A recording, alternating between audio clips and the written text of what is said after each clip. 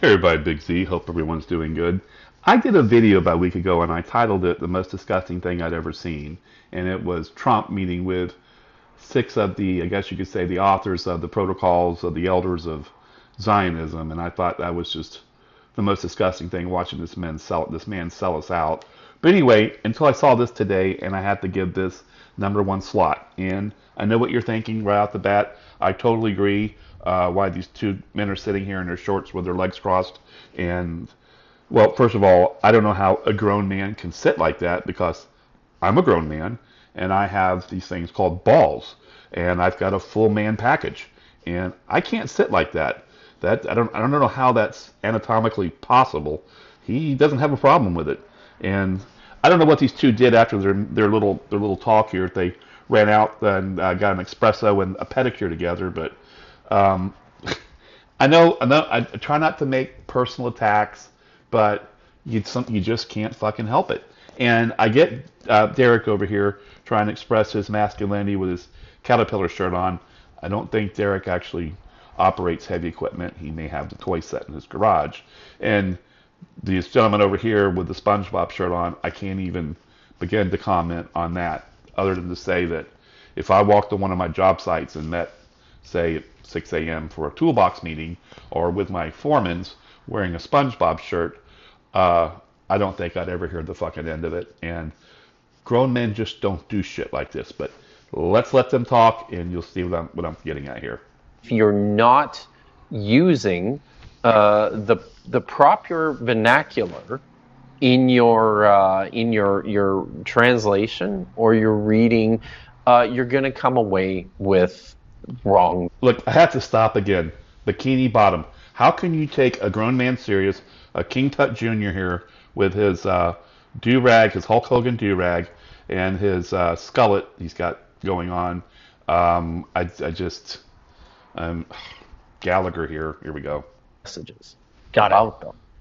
So, I mean, you think about the difference between, I guess, reading a short story written by a young woman who, you know, maybe just lives out in the poor part of an urban environment compared to a highly technical medical document. Right. So your first complaint, as far as, and I don't mean it complaint in some bad way, but like the first red flags to you are using other literature that may actually be Okay, I'm going to pause here for a moment. This is Derek's red flags. They're talking about Hillman, and let me just say this before we go any further into any of this. And let me remind these two gentlemen and anyone else that's listening. Dr. Hillman didn't write the fucking text. He's reading them. Okay? He didn't write this shit up. He didn't lay in bed and dream this fucking story up. He's reading to you what was written in the original language. Worst from the genre, the location, yes, the culture, who knows, that actually trying to find a word, and this is something we're going to probably have to cover specifically dealing with a naked young boy that he gets into. For those who don't know, this might have to be partially bleeped because it's so controversial what he says on YouTube. According to Amon, Jesus was a drug addict, pretty much overdosing in a garden with a naked young boy that he is trafficking, and he, as he's overdosing, needs to extract his juice, to put it, like, you know, I'm trying to be very cautious here, in order to get out of the overdose, but does not succeed, gets arrested in the process of trying to accomplish this, and ends up on a cross overdosing, and he overdoses before he suffers to death. And he's executed for child trafficking. So he's wow. Yeah. You know, pretty wild. So back to Hebrew Bible, though. So yes. We'll come to you. Don't worry. We will. Ha ha ha. Very funny, Derek. You're going to make a mockery of this whole thing. You have a boy who's in a fucking garden cemetery at, I don't care if it was 3:55 or 4:07 a.m., what time it was, with a non-custodial grown man that's 33 years old. Can you explain give any fucking explanation why this boy is in the garden with this grown-ass man. No, you can't. And you're laughing about this communion thing taking place. What the fuck are you completely stupid? It goes on every day. What do you think happens at these Puff Daddy parties? This is, you two, I mean, I try so hard not to lose it, and they're literally mocking him. You know, and you're going to have this big fucking war that goes on again, your discussion, what came first, the Hebrew or the Greek? And who gives a fuck what came first? And I don't care if it was written in Greek, Chinese, Mandarin Chinese, Japanese, Eskimo hieroglyphics. What the fuck does it matter? It's what is written. It's what took place. We have a goddamn epidemic in this country, across this world right now, of children being trafficked. And we're trying to get to the bottom of it, and we have. But you don't give a flying shit about any of that stuff. And you just make a mockery of everything. Let's continue on here. And let me just say, I'm going to interject this. I can tell you one document that wasn't written originally in Greek. And it's called the Babylonian Talmud. I'm pretty sure that's straight up Hebrew. But this man over here is an expert in Hebrew. So you're an expert in a language written by a people who says it's okay to penetrate children, especially young girls under the age of 3, because their hymen grows back like poking someone in the eye.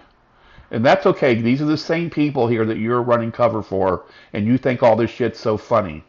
Or when your daughter grows 3 pubic hairs, she's fair game. That's the mentality and the sickness of these people. And this is a big fucking joke to all of you, isn't it? Let's let him continue here. But he's using kind of this, I found a text over here that is in this particular thing like you're describing, and then finding a word that might be used there and may have a specific use in the context there, and applies that definition outside of it into these other areas of literature. Yeah, exactly. So, I mean... All right, let's stop. We're going to go to the 12-minute point. They're going to make one more thing, and then we're going to wrap this up. Hang on here. We can get past Derek's 2,000 commercials that he posts in here. So let's go to 12 minutes and let them both stick their disgusting feet in each other's mouths. You know, I don't know what they're going to do maybe in their next little interview here. Maybe they'll both be in the bathtub together and they can get their bubbles going, and he can bring out the whole SpongeBob collection with Squigbert and that other character, and they can sit there in the bathtub and discuss it. Hang on. But it's... importantly, stuff that's just not there, because you're not reading the literary, cultural, historical context of these pieces of literature correctly. If I may. What the fuck did you just say? You're not reading the real historical literature? He's reading you the fucking Bible. What the hell are you talking about? And I'm glad we're talking about this, because this goes down a rabbit trail that avoids us having to deal with a naked young boy and young man, I mean. Look at this. Look at this. I'm glad I stopped here. Real funny, Derek, isn't it? It avoids us having to deal with the naked boy, excuse me, in air quotes, a young man in the garden. Like this is some big joke. Yeah, it avoids it, Derek, so no one has to deal with what happened to the young boy or what happens to any young boy. Like, if you were watching the news, shithead, you will find out that was it a couple months ago, I think it was in September, because this was kept out of the news, 82,000 men, look it up, 82,000 men successfully sued the Boy Scouts of America for sexual abuse, and they won $1.1 billion in a settlement. 82,000 men. Let's mock them too while you're at it, Derek. Or it was March of 2022 when the Masons came down on me and attacked me. On that same day is when the DOJ busted 710. Look this up. Google it. 710 members of the Southern Baptist preachers in the Southern Baptist Association SA and Children. 710. And they said that was less than 1%. So this whole thing started somewhere. Now we know where it started. But, you know, let's not talk about that, Derek. Ha, ha, ha. Let's continue. We have to get very, very specific here. Very important, though. Yeah. It is important, especially when we're trying to understand it as is without. Yeah. But We'll just stop there. It's just a big fucking joke for these men. You go on protecting your Talmud Abrahamic horse shit, and you can make all the mockery you want about it. I want to close with saying this. A couple channels, because I've been watching what's going on here. There's one called Archaic. The gentleman's name is Jason Bashira. I've only watched his show a couple times, but he came out because he watched the interview that this Wesley Huff did with Billy Carson, and he came across the same conclusion that I did, that we're fucking sick and tired of these Christian and these Bible fuckers bullying up on people because they got they got their little facts together, whatever it is, and he was pretty pissed off about it. I mean, he was extremely pissed off, worse than I am, and about them picking on Billy. Now, Billy, I have to say, I agreed more with Carson than I did the other gentleman. And over on the Morgue's channel, his conclusion was the same thing. Look, we don't watch Billy, but it was pretty disgusting what took place. And this Wes Huff dude is, again, he's out again today. He doesn't have time for Amon, but he can go on his little fan tour there, ticker tape parade thing that's going on. And if you watch the whole interview, and I did, very interesting, because everyone gives themselves away. And I always make the point, look for the 3 M's. And they asked him, when you grew up, what kind of church did you go to? And he said, well, I had 3 books in our house always. We had the Quran, the Bible, and the Book of Mormon. And bingo, there goes your Mormon Masonic connection. And you go to Tyndale College and the, what's the other one there? I forget. But giant Masonic run seminaries. And anyway, if you're going to pick on, if you're attacking Amon, and he's just reading to you. This man's done a discovery. He's had the balls, which you two don't have, to step out there and tell the truth. And instead of saying, hey, let's take a hard look at this and let's see if there is a connection, and maybe this dude, Yeshua, Jesus, whatever his fucking name is, if this really went down, we need to address this and we need to deal with this. But they don't want to do that. It's a big fucking joke to them. And to me, this is like the most disgusting thing I've ever seen. Again, the problem in this world, I think the Gnostics said it, the real evil in this world is lack of knowledge. And I don't know. It's just the epitome of fucking everything disgusting to me.